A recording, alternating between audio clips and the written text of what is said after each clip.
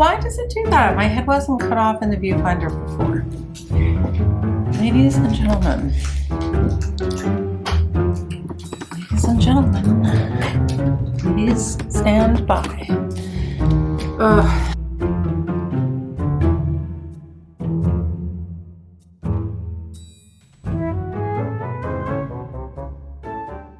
Hi everyone, it's me, Jess. Welcome to my channel if you've never stopped by before, and welcome back if you're a regular subscriber. I'm here with my October wrap up, and I read 6 books in October. A couple of the books that I read were unexpected, meaning that they were not on my TBR, because I went to the library and I just got distracted from my TBR for October, which included a lot of spooky books, some of which I didn't get to, which I'm really sad about because I still want to read them, but they might have to get put off for another moment. So I'm going to start with the 2 books that I got at the library, and then I'm going to talk about some of the spooky books that I read in October. I don't know why I'm reading less this year than I read last year. I think it's because I have a puppy. I really think the puppy is taking up more time than expected. So I'm going to start out just talking about Little Fires Everywhere by Celeste Ng. I had heard so many good things about this book, and I ended up being pretty disappointed. I mean, there are a lot of things about this book that were good. I thought it was very readable. I found myself reading big chunks of it quickly, but I think that in part it was because the writing was dry isn't the right word. Flat is really the best word that I can come up with. There was something very commercial about the writing that it just was uninteresting to me. The writing, which is a disappointment. I know that I was saying in another video, how are you able to really describe good writing? And I mentioned it in my book club last time we met, and one of the members of my book club said, well, you know, good writing is very personal. But I do think that there's some agreement with me on this for this book. There's something about it that's just very,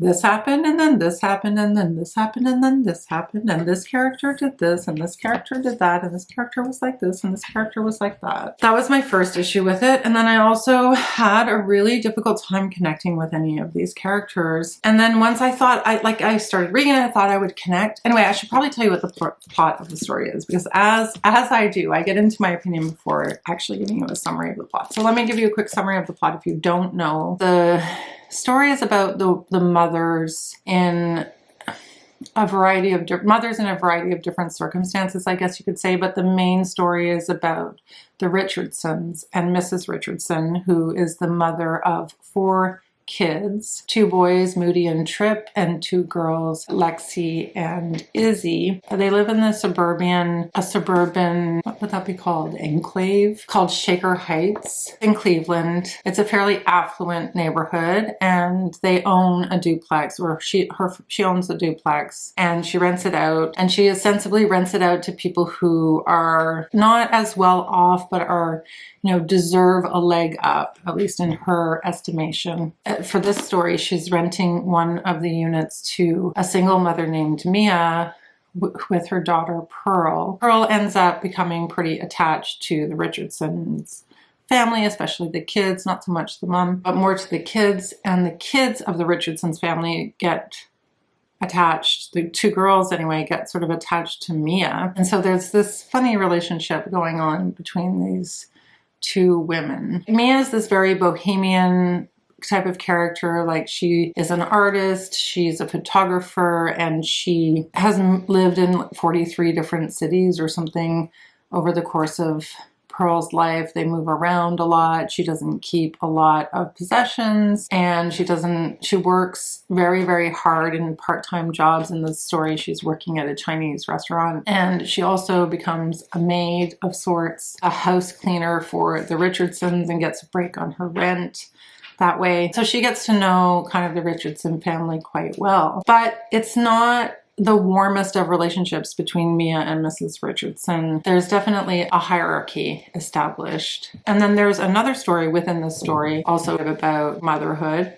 Because Mia and Mrs. Richardson are very different types of mothers and have very different types of lifestyles and families. By all accounts, this idea of, you know, being an artist and not providing stability for your kid has some criticism, and it also has some admiration in the book. And then also being really stable has some criticism and has admiration as well. I think that the author, Celeste Ng, does have who she thinks are the heroes in the book. She seems to think that Mia has this kind of saint-like characterization in the book. And Mrs. Richardson is painted in a more negative light, I think. They both do unethical things in the book. I won't talk too much about that because I don't want to ruin the plot. And arguably what Mia does is like a lot more egregious than what Mrs. Richardson does, but she's still kind of canonized in the book. So all that aside, there's another story within the story about a Chinese immigrant who is really struggling to get by, who works at the Chinese restaurant where Mia works, is pregnant and has a baby, and in a moment of fear and weakness, she leaves her baby at the fire station. So she gives up her baby, and that baby is taken into custody of the government and then is placed in an adoption to a really affluent family in Shaker Heights. The McCulloughs, who the woman, Linda McCullough, happens to be friends with Mrs. Richardson. So that's the subplot within the story about Mia and her relationship to the Richardsons. Their adoption, she wants her child back. So there's a court case, and it's a very dramatic court case. And I do think that it's a pretty complicated topic to tackle. There's kind of too many things going on in this book because the topic of intercultural adoption is dealt with here, but it's maybe not dealt with as in depth as maybe it should be. Like, I just don't know. I don't know why she didn't. There were a lot of different stories going on, a lot of different characters. So that's really the plot. Mia has secrets that Mrs. Richardson decides that she wants to find out about. Mia, she gets kind of obsessed, might not be the right word, but very, very interested in investigating her past because she is a journalist, she is a reporter. I guess it's in her nature. It sounds like it would be a pretty interesting book, but I think for me the reason why I didn't like it is because I found that the important topics that were raised in the book were not. I think she did a good job of demonstrating the problems of having like a white family raising a Chinese baby and making sure that adoptive parents understand that the culture of an adopted child is important for them to know and understand. But beyond that, I don't think that she captured the complexities of adoption as well as I would have liked to have seen. I don't know if that's a fair criticism. There are other things about motherhood and about abortion is also a topic that's considered motherhood in general. But it's not done in a way that's particularly sort of superficial about the way these things are dealt with in the book. I'm not sure that's going to be a very popular opinion, but I didn't like the writing. The characters were very flat. The writing was very banal. There wasn't a lot of lyricism to the writing. And the characters, in some ways, the characters could be interchangeable with the stereotypes that they represented. Like there didn't seem to be anything in the characters that you could hold on to, that you could feel attached to. So it was very difficult to, maybe Mrs. Richardson is like the one character that I kind of felt a little bit of attachment to, but it was very difficult to attach to the characters because of the way it was written. I don't know. I think I would have been okay if I hadn't read this book. Ooh, I don't think I'll be reading anything else by Celeste Ng anytime soon because I just really, really didn't like her writing. And then the other book that I got from the library is Nightcrawling by Leila Mottley. And this book blew me away. This book was so well written by comparison. I don't know, but like I think that one of the qualities of good writing for me is that it has to have a vividness and it has to have a lyricism where it's almost like the images just come to life off of the page. For example, if I just made the comparison, in Little Fires Everywhere, Mia's a photographer and the photographs that she produces are described in the book. And I would read the description and I would have absolutely no way of visualizing the photograph. Does that make sense? Ugh, it was so hard to read that book. It was so frustrating to read that book. Whereas Leila Mottley in this book also deals with pretty serious topics, very serious topics, in a way that I just found to be just really powerful and really insightful. It was just so well written. So the imagery was really vivid. The characters were really complex. You could get inside the character's head, and the characters were written in a way where there was more description of how they felt and what they thought, more so than in Little Fires Everywhere. That, I think, makes a really, really big difference. I can read you a couple of excerpts from Nightcrawling because I have a couple of them marked, but let me tell you the plot of Nightcrawling. And also, Nightcrawling was written by Leila Mottley. I think she's 20 now, but I think she wrote it when she was 19 when the book came out, and she wrote it when she was 17, and it's not the first book she's ever written. I was pretty blown away. So the story of Nightcrawling is about our main characters, Kiara, and Kiara and her brother Marcus are kind of on their own, living in pretty precarious situation. The book opens with her finding a notice saying that their rent is going to be going up. Her brother Marcus has dreams of being a musician or like a rap star with his friend, and they're trying to, break through, and he's not really earning any money. And so she feels the pressure of how are we gonna deal with this rent increase? And the parents are out of the picture. We find out a little bit later on in the book what happened to their mother and their father, because Kiara goes to visit their mother. She's in jail. And she gets out of jail and she's in a halfway house later on in the book. They have an uncle who they try to reach out to get some support from, and he visits them, but he doesn't provide any support. And when he visits them, it's after Marcus has been arrested. So before Marcus gets arrested, there's a period where you can see that Kiara and Marcus start to make some questionable decisions about what are they going to do to earn money.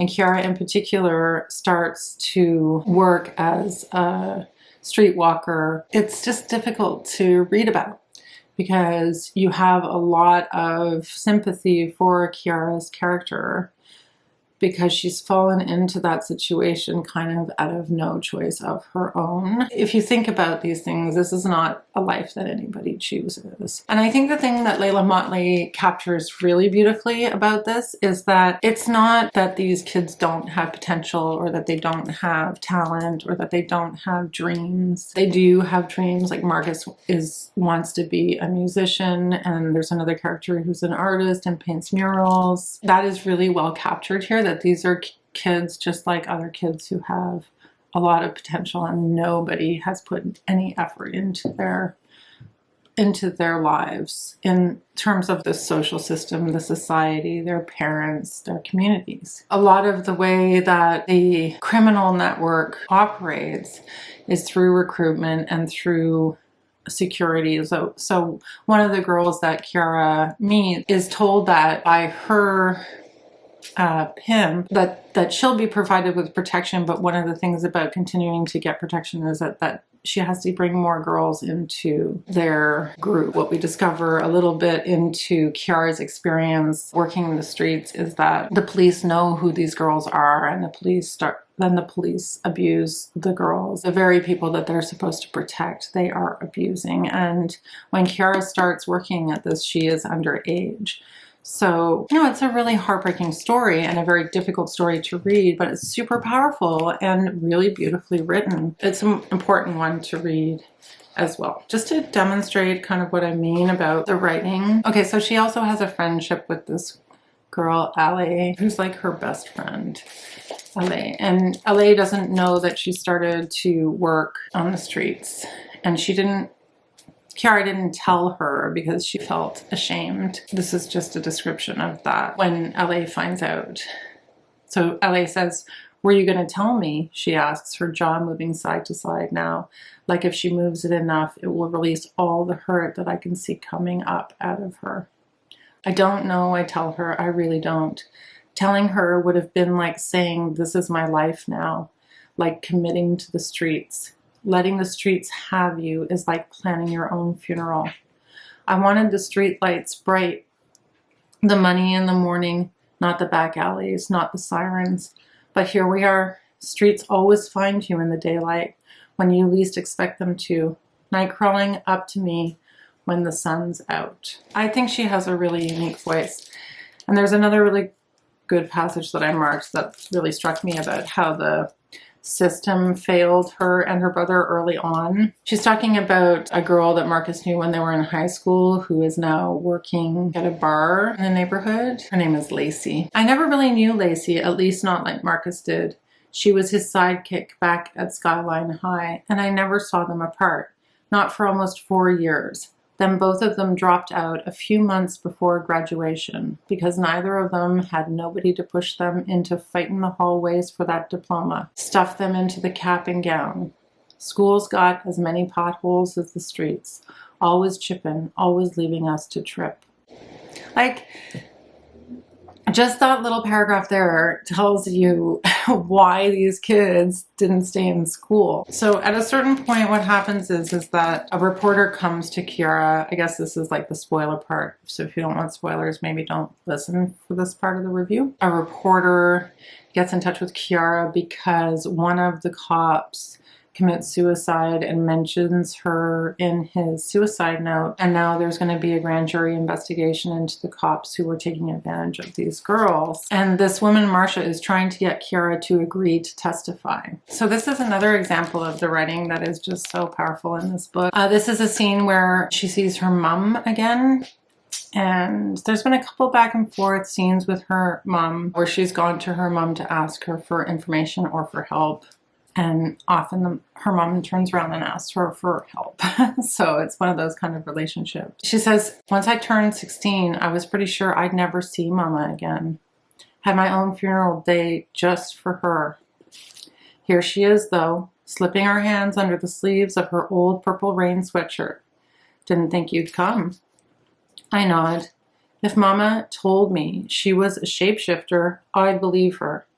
Woman standing in front of me don't look nothing like the one from a few months ago. Swallowed the one from a few years ago. Chewed up the one from the last decade.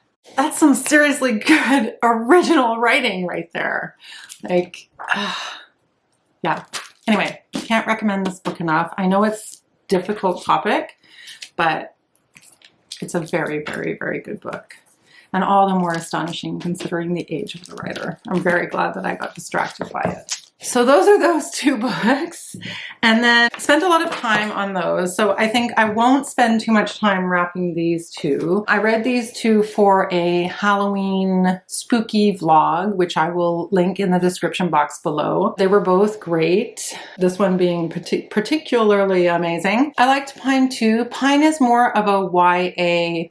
It has more of a YA feel to it. I think it's because the main character is 10 or 11. Her name is Lauren, and her mom disappeared many years ago, and she lives with her father in conditions that aren't traditional, aren't necessarily so modern. There's a little bit of this book that's a little hard to follow. There are a lot of characters that you're sort of thrown into. Everything starts when she sees an apparition on Halloween night when they're out trick-or-treating. It's a woman in a bathrobe, and this woman keeps appearing at various times throughout the first part of the book. People who see her when Lauren tries to corroborate that they saw her at the same time that she saw the woman, they don't remember seeing her.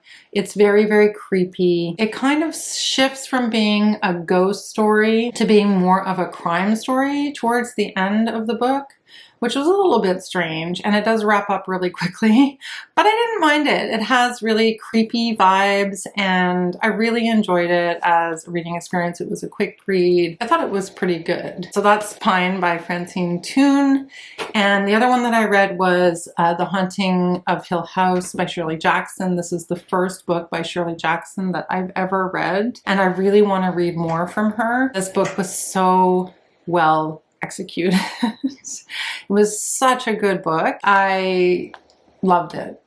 I really did. I loved it. The premise of the story is that we have a Dr. Montague who has invited several people for an experiment to come to Hill House, which is already renowned as being a haunted house. It's because there's a backstory about a woman who hung herself in a turret in this gothic looking house because she was accused of stealing the inheritance of the original sisters who owned the house. And then from there, this doctor is going to study psychic phenomena or ghost phenomena in the house and invites these people to come, and they don't know why they're going. They discover throughout their time there that that's why they're there. It's just a really well done ghost story. The house itself is very creepy. Doors open and close on their own, and there are a number of suspicious situations having to do with the characters themselves. In particular, the main woman who goes up to the house that we follow is a woman named Eleanor, and we learn a lot about her story, and it's written from her perspective. And I think that's all I'm going to say, but I really, really, really, really, really like this book. It was really, really good. So if you haven't read any Shirley Jackson, I can't recommend enough The Haunting of Hill House. Let me know in the comments below if you've ever read it and what you thought of it. Actually, for all of these books, of course. And then the other two that I'm going to talk about, and I could spend a long time talking about these as well. This is going to be a fairly long wrap-up of only 6 books. Makes me think I should do standalone reviews. Let me know in the comments below if you think I should do standalone reviews. Please, everybody. So the first one I'm going to talk about is the story of Dr. Jekyll and Mr. Hyde, which I read for my book club. I think most people know the story of Dr. Jekyll and Mr. Hyde because of the films and the retellings over the years. Well, the opening scene is a mysterious character tramples a child, and everyone is very horrified about this event. So this sinister figure who tramples this young child is Mr. Hyde, and as soon as the child is trampled, he disappears. The story is really told through his lawyer, Mr. Utterson. Well, it's told through a series of letters, but the first part of the story is told by the lawyer, Mr. Utterson, whose client is, in fact, Dr. Jekyll, and he has written up a will for Dr. Jekyll, which transfers all of Dr. Jekyll's property to a man named Mr. Hyde. And at that point, Utterson starts to wonder about who is this Mr. Hyde and what is his relationship to Dr. Jekyll. He visits Dr. Jekyll, and he also visits Dr. Lanyon, who is a mutual friend, and tries to learn more about this Mr. Hyde. So the other thing is that Utterson sees Mr. Hyde going into Dr. Jekyll's home at one point, and he's really surprised by how ugly the man is, just hideous. But then there's another incident with Mr. Hyde. So 1 year later, a woman servant sees Hyde beat a Sir Danvers Carew, who was another one of Utterson's clients, and he gets beaten to death. They end up tracking this incident to Hyde, but Hyde has disappeared. The best part of the book is the last chapter of the book, which is a letter written by Dr. Jekyll to, well, there's one part of the book where Dr. Jekyll is transformed into Mr. Hyde right in front of Dr. Lanyon, who's a mutual friend, and he dies of shock after witnessing this transformation. And then the final Henry Jekyll's full statement of the case, it's called in this version, where he writes a letter, a sort of a confession letter that he writes to Lanyon, and locks himself in his own laboratory and wrote out a full account of the events with the intent to keep Hyde like imprisoned within. I thought this book was really, really, really, really good, or the story was really, really good. What I particularly liked about it was the last part, the last chapter, where Dr. Jekyll is trying to describe his kind of addiction to transforming into Mr. Hyde was to me the most interesting part of the book.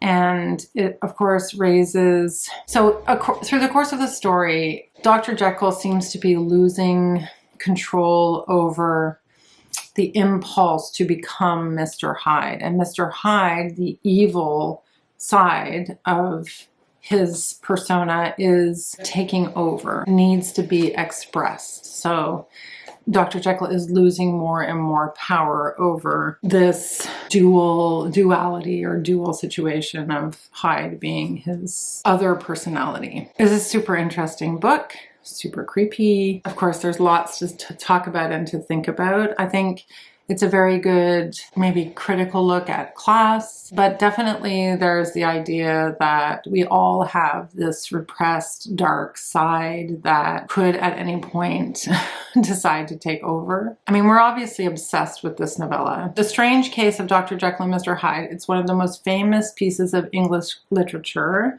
and it's considered to be the defining book of the Gothic horror genre. This novella was very, very popular even at the time it was published. I even heard that Queen Victoria read it. The phrase Jekyll and Hyde is now used in our vernacular to refer to people who have an outwardly good character, but also a shockingly behind-the-scenes evil personality. Yes! If you haven't read it yet, it's very well written. The writing is excellent. I didn't mark anything, but maybe I should have. And this is a book that I would have a good time taking a deep dive into. But I'm not going to do it for this video. We still want to talk about Mary Shelley's Frankenstein. Mary Shelley's Frankenstein. Like, if I enjoyed Dr. Jekyll and Mr. Hyde, I mean, yes, of course, there are parallels between these two, but this book, Frankenstein, which I've been intending to read now for probably 2 years, absolutely blew me away. I loved this book. If you don't already know the story of Frankenstein, Frankenstein is the story of a creature that comes to life that is created by a man named Victor Frankenstein. That's the basic story. So he's able to create a creature from nothing, well, by a tapestry of carcasses that are sewn together. By putting together these cadavers, he is able to bring this creature to life. But okay, so the first thing to say about Frankenstein is that it's a story within a story, and there's even a third story within it. So it's a little bit like peeling back the layers of an onion. The story actually begins with letters from a Captain Robert Walton, written to his sister Margaret, who is on an Arctic expedition. He's writing letters back to her because, like, he's not sure if he's going to make it back from his expedition. And through the course of writing these letters, he comes across this man, Victor Frankenstein, on a sled in the Arctic.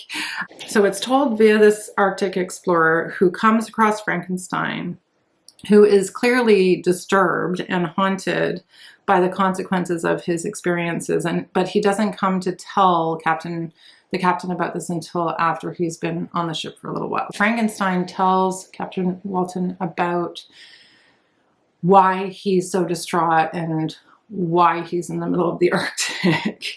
So that's the first story. So it's a story within a story. And then Victor Frankenstein retells the telling of the story of what happened to him and his family and the creature that he created. So the creature, his story, is told in a middle section of the book where he comes to Dr. Frankenstein and he begs him to create a match for him, like a female version of him that would be a partner for him. And at that point, he tells the story of so Victor Frankenstein, this creature came to life and Victor Frankenstein abandoned the creature. And the creature survived on his own, even teaches himself to write and educates himself.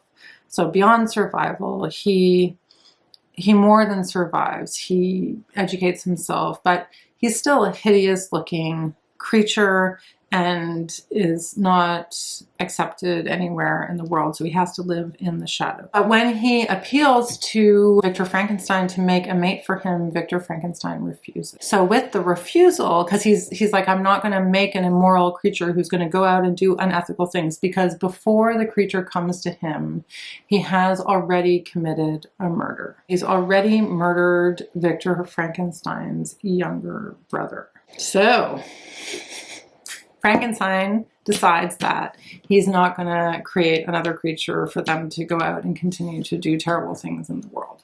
So the story is what Mary Shelley does so well in the story is that, well, there's a bunch of stuff that she does really well in the story, but she manages to create sympathy for the monster or for the creature.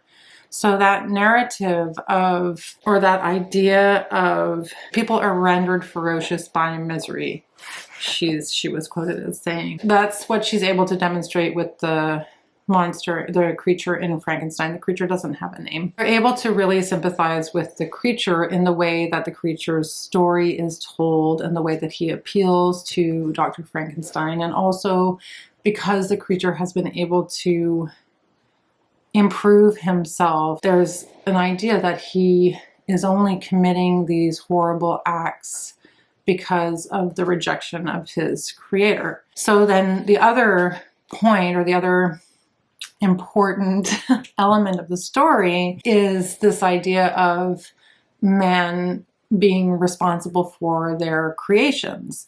And so in this case, Victor Frankenstein just takes absolutely no responsibility for this creature that he has created that's out in the world now. I mean, I don't think I'm saying anything revolutionary about Frankenstein, but oh man, it's just so good, right? So, and I learned a lot about Mary Shelley while I was reading this book too, because it's super interesting how she came to write this book. Of course, it's dubbed as a modern Prometheus, and she wrote it in 1818 when she was only 18 years old. So again, a woman writer writing at a time when she was very, very young. And it was published initially anonymously, but it was an immediate sensation. Her own mother had died 11 days after her birth. So there's just like some interesting parallels to Mary Shelley's own life. I'd have to do a deep dive on this. Like, this video is going to be an hour long if I keep talking about Frankenstein, but let me know. Again, I've asked that question before, but nobody's mentioned in the comments. I am considering doing standalone reviews of some of the books if I ever have an extra minute. I started talking about the possibility of doing that when I read Crime and Punishment, because there was so much to say about that book as well. But yeah, sorry if this was a little bit all over the place or rambly. I apologize for that. I always try to prepare for these videos. I don't even think I said the whole plot of Frankenstein. So the main plot of Frankenstein is that when the creature is denied by Victor Frankenstein, he is bent on revenge. And he decides to take his revenge out on Frankenstein's friends, eventually family. There's a real question there about like who's responsible for the deaths of all of these people. Like, absolutely Victor Frankenstein feels remorse and feels guilt for the fact that his family died, but at the same time he kind of let this happen in a certain way. So there's that idea about like the responsibility of the scientists once their creations are unleashed into the world. I mean, he doesn't destroy his creation, right, before his creation takes revenge on him. So yes, Mary Shelley's Frankenstein. I loved it. Please let me know if you've read Frankenstein. Somebody wrote in my comments before, oh, you know, I wish I was reading Frankenstein for the first time. So whoever that was, yes, it was really fun to read this for the first time, and I'm sure I'm going to read it again sometime. Anyway, I know it's been a long video. It always is with me. I always have these longer wrap-up videos, even when it's not that many books. There's just so much to say sometimes about the books that I've read. So if you've watched all the way to the end of this video, thank you so much for being here and for spending this time with me. And I will see you in the next one. Bye!